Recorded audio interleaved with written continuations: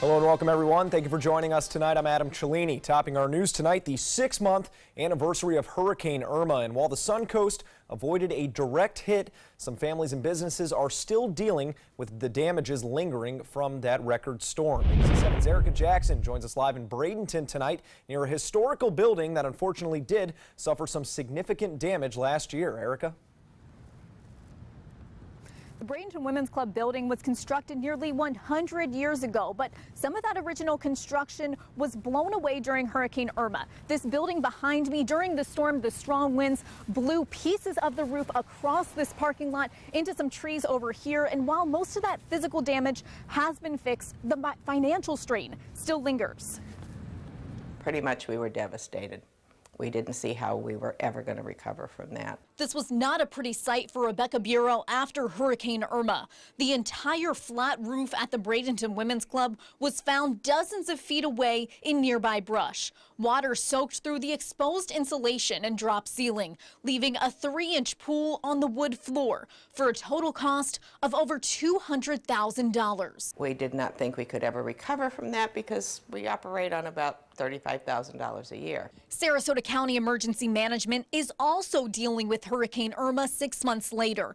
It's hosted more than 20 meetings since the record storm and says a top priority is better communication. The primary responsibility of government is public safety of the citizen. Emergency Services Director Rich Collins says the county sheltered a record 23,000 people last September. Next time, he says the department will open all shelters simultaneously and better inform the public after the county gives the all clear. There's power lines down, there's trees down. You can travel, but you need to do so safely, be cognizant of those hazards. But Hurricane Irma shifted at the last minute, turning east before hitting the Suncoast. And while some are thankful the damage wasn't greater, Bureau wishes it wasn't there at all. Had it come a little farther north to south, we wouldn't have sustained the damage. If it had come in from the west, we wouldn't have sustained the damage. Women's Club has already raised $180,000 in the 6 months since Hurricane Irma, but they need to raise another $20,000 for repairs. They hope to get all of that money gathered by the end of this year. Reporting live in Bradenton, Erica Jackson, ABC 7, your Suncoast News. All right, thank you very much, Erica. Now let's take it over to Wendy Ross for a check on our first alert weather forecast. Wendy, far from a hurricane, but a little chilly out there. I know we had a chilly start to the morning. We're going to talk about that in a few minutes. But right now, what we're dealing with are the rains that are taking place across our area. And it's only affecting central Florida right now, with the heaviest showers still located offshore and down to the south. So we're not seeing the heavy rains. We're getting moderate to light rains across our viewing area. And we're going to continue to see most of this weather developing throughout the nighttime hours. So this is not over yet. We've got the showers out in the Gulf of Mexico, and everything is streaming in our direction as a result of a low pressure trough that has developed out in the Gulf of Mexico. 63 degrees for us right now. The dew points are moving up. The humidity is high. It feels very humid out there, and the winds have shifted around, coming in out of the south, and that is what is warming us up. So we're not seeing the very cold temperatures that we experienced last night. And everyone right now mostly in the low 60s with plenty of rain around, and we're expecting it to continue for another couple of hours, but nothing severe, just light to moderate rains right now. Adam? All right, thank you very much, Wendy. Well, legislation to combat Florida's opioid epidemic is headed to Governor Rick Scott's desk. That's after it passed through the state legislature on Friday. The opioid crisis kills roughly 16 people here in Florida every day. That bill imposes new restrictions on prescriptions, calls for over $53 million in state and federal funding for treatment programs, and updates the state's prescription database. Most initial prescriptions would have a limit of 3 days, but doctors could prescribe up to 7 days for acute pain exceptions. Early voting has officially started for the March 20th elections in Manatee and Sarasota counties, and that ballot will include school district ad valorem millage rates to be approved in both counties. And in Manatee County, early voting will open tomorrow for school board and Longboat Key elections. We spoke with Sarasota County Supervisor of Elections, Ron Turner, about the school district ad valorem and what kind of turnout they are expecting. In the last gubernatorial general election, I think we had 57% turnout, so we never get quite as high as that. This recent House District 72 election, we had a 36% turnout. For this school district election 4 years ago, this same referendum, we had a turnout of about 17%.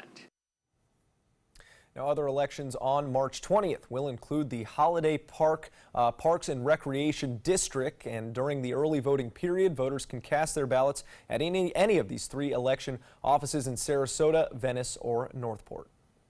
Well, following that mass shooting in Parkland, Florida, the Trump administration is proposing a ban on bump stocks, which allow guns to imitate fully automatic firing and were made infamous in last year's Las Vegas massacre. The Justice Department's regulation announced today would classify the device as a machine gun prohibited under federal law. The move was expected after President Donald Trump ordered officials to work toward a ban.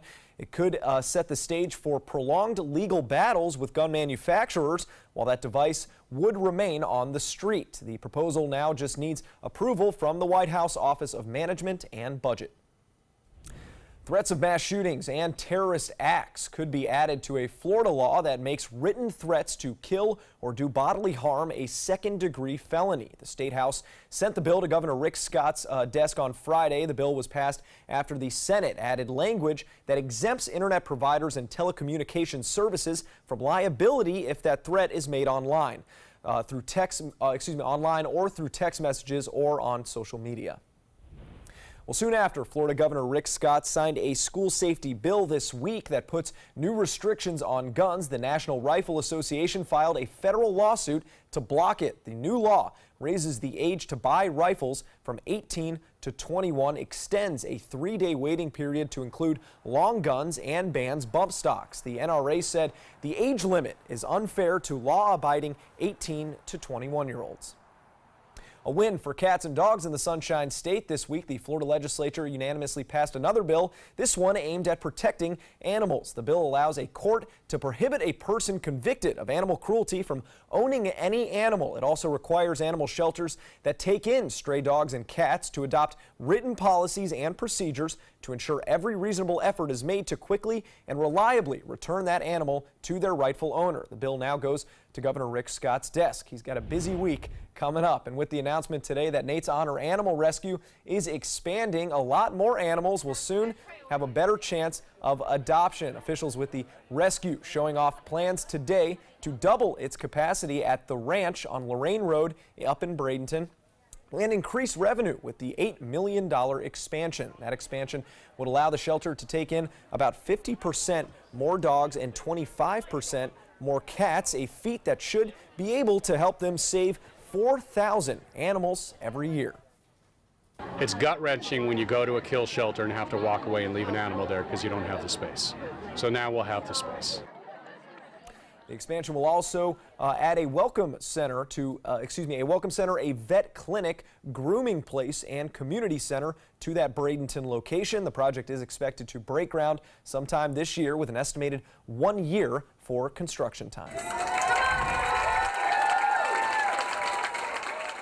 Well, finding its way straight to our hearts, Fashion Fun's The Cure was back for another year at the University Town Center Mall today. That show hosted by the National Pediatric Cancer Association, celebrating the strength and courage of boys and girls battling cancer. And as you can see here, children who are battling or have somehow been touched by cancer making their debuts on the runway. And while they all showed off some of the latest fashions, all of those kids also dressing up in outfits to show what they wanted to be when they grow up. The outcry and the outreach that people provide to the kids is phenomenal. We've been able to do things through the Cancer Association and other organizations that we have never thought of or been able to do before. Now, some kids who walked in last year's fashion show returned as alumni today, and one of the models, 4-year-old Ava Lynn Luciano. You might remember her from a story we did back in 2016 when the Venice community came together to help raise money after her cancer diagnosis. She rocked the runway today. You can see her right there in the middle, and her family says that she and her health are both doing great. Well, still to come here on ABC 7, after 3 people were killed in a hostage situation at a California Veterans Center, the hunt for answers heats up as we learn more about the alleged gunman. Plus, a walk for awareness, how Suncoast women are looking to make a difference in the fight to end violence. Florida Studio Theater presents Blue Suede Shoes, celebrating the birth of rock and roll. From the father of rock and roll, Chuck Berry, to the king himself, Elvis Presley, this musical review features such great hits as Rock Around the Clock, Mustang Sally, Johnny Be Good, and of course, Blue Suede Shoes. Critics are calling Blue Suede Shoes a burst of rock history, dynamic and high voltage. Audiences are calling it phenomenal. Blue Suede Shoes has been held over by popular demand. Tickets can be purchased by calling 941-366-9000 or by visiting FloridaStudioTheater.org. If you're looking for the perfect trip that allows you to spend quality time with a family, then discover the great outdoors on an Alabama Black Belt adventure. Create unforgettable memories while hunting, fishing, or biking and hiking. Or play the Robert Trent Jones Golf Trail, now celebrating 25 years. And while you're here, enjoy the flavors of the Black Belt. Book your adventure at our lodges or stay in the Renaissance Montgomery Hotel and Spa. Start planning an Alabama Black Belt adventure today. Hamilton was adopted from a rescue in 2008. He really likes to be around people. And as soon as I start to make my breakfast, Hamilton is right there. I get out my mat and I'm doing a downward dog and he's underneath. He's quite the pug about town. He gets invited to a lot of parties. He knows he's a pretty big deal. I mean, look at this little face. How could you not love him?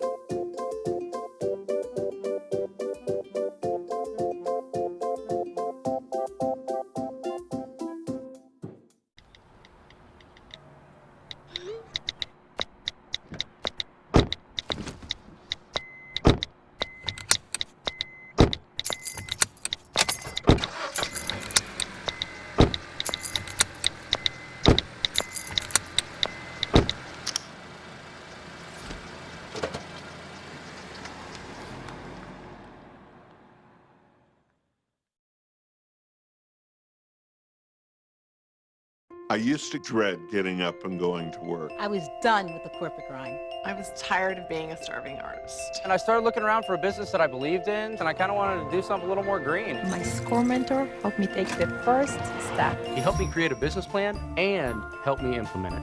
They've really taught me how to think big. SCORE helped me to make the unimaginable possible, all for free. I'm here because of SCORE. I'm here because of SCORE. Get your free business mentor at SCORE.org. Meet Blue. Blue's not feeling well. The prescription? Generic medication.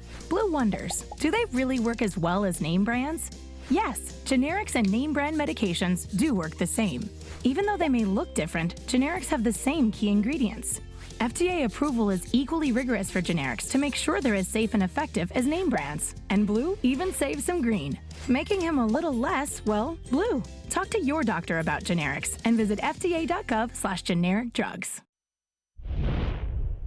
We now turn to that deadly hostage standoff at a veteran's home in Northern California, the largest in the country. That's where 3 people were killed, the alleged shooter then turning the gun on himself. And now, as ABC's Dave Packer reports, new details about that facility and the people who lost their lives.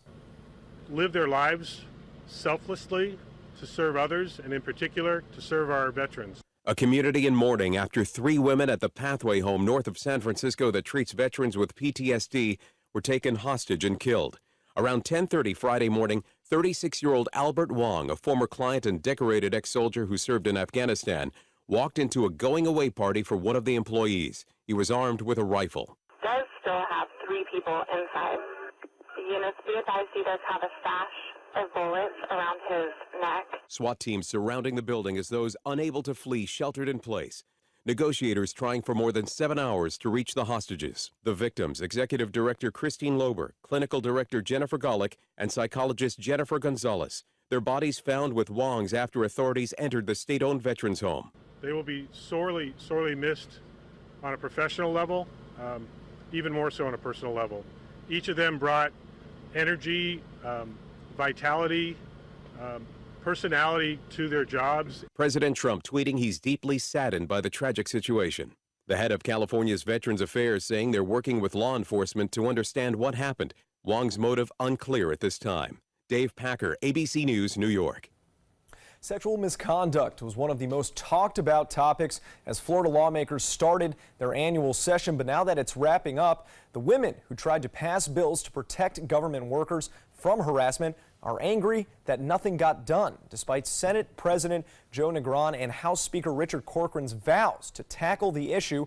Lawmakers wrapped up their non-budget business without an agreement on legislation to prevent and punish harassment. A last-minute effort to salvage legislation died when the Senate refused to take up a compromise offered by the House. Well, women here in Sarasota gathered at Payne Park today to raise awareness and try and make a difference about sexual harassment and sexual violence in public spaces, which are everyday occurrences for women and girls around the world and right here on the Suncoast. That's why every year the Gulf Coast chapter for UN Women walks to educate and advocate letting people know that they are not alone. It's a huge issue. It's always been around, but people are becoming much more aware of it, which is really a good thing. Fewer than 40% of violence acts are actually reported, so it's very important that people realize it so they're not stigmatized. Historically, women would be stigmatized and sometimes victimized again if they report it. But people need to realize that they can speak up about this issue. Today's walk also raises funds for local women's programs. And it was a nice day for a walk. I was walking a golf course out on Longboat Key for a gentleman's game with the Brookshires out there down and visiting. But, you know, I like the overcast days because it's kind of cooler out. It's cooler. It's not more a great comfortable beach to be day, outside. understandably, but that's true. It's nice. That's true, but it's also nice for a change. We have so much sunshine that I kind of like those days when it feels like winter, looks like winter, and actually it really did feel like winter today. I think we forgot what that I know. felt like. This is what it looked like earlier in the day. We did experience some of those rain showers that took place late in the afternoon. Late is around 3 o'clock in the afternoon is when the rain started for us, and so we're going to continue to see those showers developing for the rest of tonight. And we also have those winds coming out of the south, and as a result of that, it means that it's going to be a mild night tonight. Temperatures are not going to be nearly as cold as they were last night. We got down to 46 degrees last night, so it was a chilly start to the day. And what we have going on right now is we have a trough of low pressure. It's located out here in the Gulf of Mexico, and this is what is setting up the showers that we have out here in the Gulf. And eventually this trough is going to move across the state of Florida into the Atlantic, and it's going to bring all of this wet weather along with it. In addition to that, we also have this cold front, and this frontal system is going to be moving on down across the southeastern part of the country, and that will help to continue the rains for us on Monday, or at least through Monday, as that cold front starts to come on through. So we're going to put this into motion. You can see that this is going to stretch out and bring about the rain showers across the state of Florida and then move them over into the Atlantic. And then we've got this cold front that's eventually going to be moving on down over the northern part of the state Sunday night. So in advance of it, we're going to get the rain showers coming on in. And throughout the day tomorrow, we could have rain just about any time taking place. And then on Monday, we're going to see those rain showers really come on through with that cold front, and behind the front, the cold weather comes on in. So that's how the week is setting up. We are going to see some colder weather coming back into our forecast. Right now, you can see the showers along that one front across the Tennessee Valley and moving into the Gulf Coast states, and then we've got the showers right here across central and south Florida, and we've been getting mostly light rains to moderate rains across our viewing area, but down to the south they've been getting some heavier showers right around the Fort Myers area. You can see what we've been looking at is light to moderate rains across the region. Embedded in that, we've had some heavier rains that have come on through, but nothing severe. And so this is looking pretty scary out here in the Gulf, but as you can see, it moves onshore, primarily staying the heaviest stuff staying down to the south of us.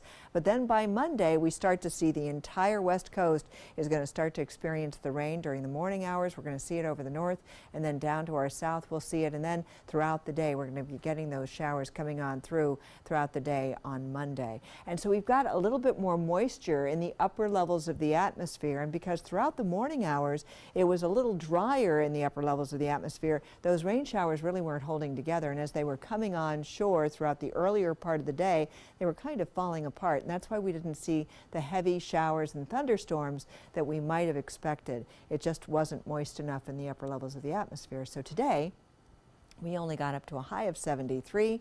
46 was the overnight low. Right now our temperatures are mostly in the 60s. Those winds coming in out of the south, and this is true all across our viewing area. So with those southerly winds, that means it's going to stay mild at least for the next 24-hour period. And we're looking at winds coming in out of the southeast for boaters tomorrow. Seas 2 to 3 feet. We'll see showers off and on throughout the day. 77 degrees for the temperature reading. Tonight, 62 will be the overnight low, and over the next several days, this is what we're going to experience. Tonight, don't forget, set your clock forward 1 hour, and then we've got a 50% chance of rain for the rest of tonight, 60% chance, and there's the possibility of thunderstorms on Monday, and then it's going to be cold all the way through Thursday, and by this time next weekend, it's going to be gorgeous again. Adam? Now, sports. Well, 6 of the Lightning's last 7 games have gone into overtime, where the Bolts have lost only once during that recent stretch. Today's home game against the Canadians also requiring extra time with less than 7 minutes to go in the game. The Lightning forecheck comes through with a big game-tying goal. That's Nikita Kucherov. The assist goes to Steven Stamkos. Kucherov would again be called on in the shootout following overtime and comes through with the game-winning goal. The Lightning now 6 for 7 in that recent string of games. They play again Tuesday at home against Ottawa. Tiger Woods still very much in the hunt up at the Valspar Championship just north of us in Palm Harbor. Woods sunk 3 birdies on the front 9 of his 3rd round today, including that 20-foot putt right there on hole number 3. Woods would also have a good look at an eagle here on hole 5, but misses the chip just left and settles for another birdie instead. He finishes with his best round of the tournament, 4 under. He's now 1 stroke off the leader, Corey Connors, heading into that final round tomorrow. Sarasota County students finally got to cash in on the Orioles' Big League Reader program today. For the last month, kids could sign up at a county library and trade reading for free tickets to today's game against the Pirates. Students also entered a drawing to throw out the first pitch at today's game, and it was Leela Sundaram who was the big winner. Got to throw out that pitch, and one student told us why she has a little extra motivation to earn those Orioles tickets. It means a lot to me because my mom grew up where the Orioles were a big popular thing, and I like to enjoy watching it with her. A lot of kids have never been to a ball game, so it's something fun for them to try. This was the program's 5th consecutive year. Last year, nearly 200 local children completed that program, which requires them to finish 3 books. The University of Florida's run in the SEC tournament is over. Last night, the 3-seeded Gators were no match for Jalen Barford's 27 points, ending Arkansas's 8-game losing streak against Florida. Keith Stone led the Gators with 22 points. Florida, ranked 23rd in the country, will now await their destination for March Madness. More to come here on ABC 7. Stay with us. Sailor Circus presents the greatest little show on earth. This family-friendly show will leave you spellbound as local students ages 8 to 18 showcase their talent circus style. Watch these kids flip, fly, and soar through the air under the big top behind the mall at UTC in Nathan Benderson Park. One day only, 2 performances, Saturday, March 17th. Get your tickets now at circusarts.org. Don't miss Sailor Circus under the big top. Many websites selling medication may look professional and legitimate, but the vast majority of sites selling prescription drugs are doing so illegally. Criminals use websites to sell counterfeit medications that may contain life-threatening toxins. Dot Pharmacy is a website verification program that helps you identify safe and trustworthy online pharmacies. Purchasing medicine online can be safe and easy. Just look for pharmacy to the right of the dot in website addresses. We are problem solvers striving for answers. Relevancy on every platform. We are driven to create content that's compelling, engaging, where it matters. We are neighbors that care about solutions, believers in making a difference, leaders, innovating in an exciting era of multimedia, reaching to always be the gold standard in our evolving landscape. We are Raycom Media. Find your opportunity today. Thanks to the Leukemia and Lymphoma Society, what was once impossible is happening today for thousands of patients with blood cancer. I live. I live. I live. I live. I live. She lives. Because of the research done by the Leukemia and Lymphoma Society in the battle against blood cancer. If you had a chance to support the research that is saving lives, what would you do?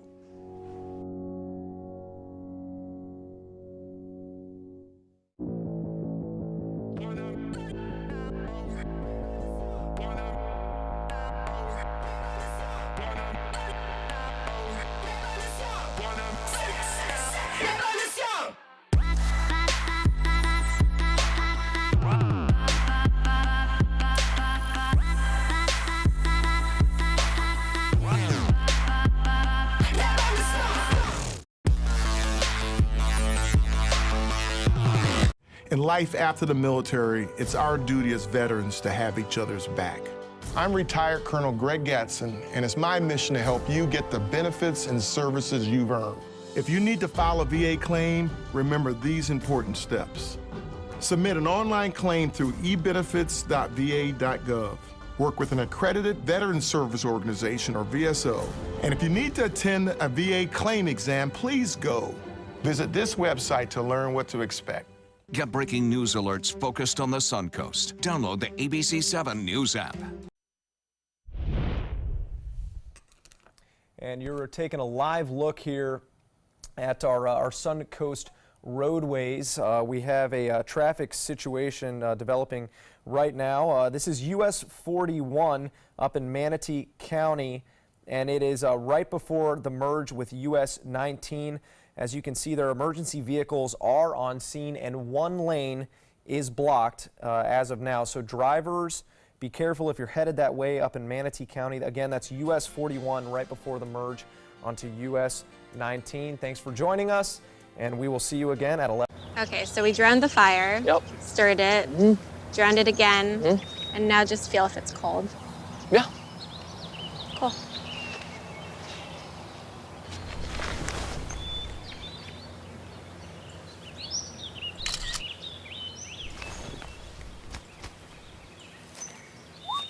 Smokey just gave me a bear hug.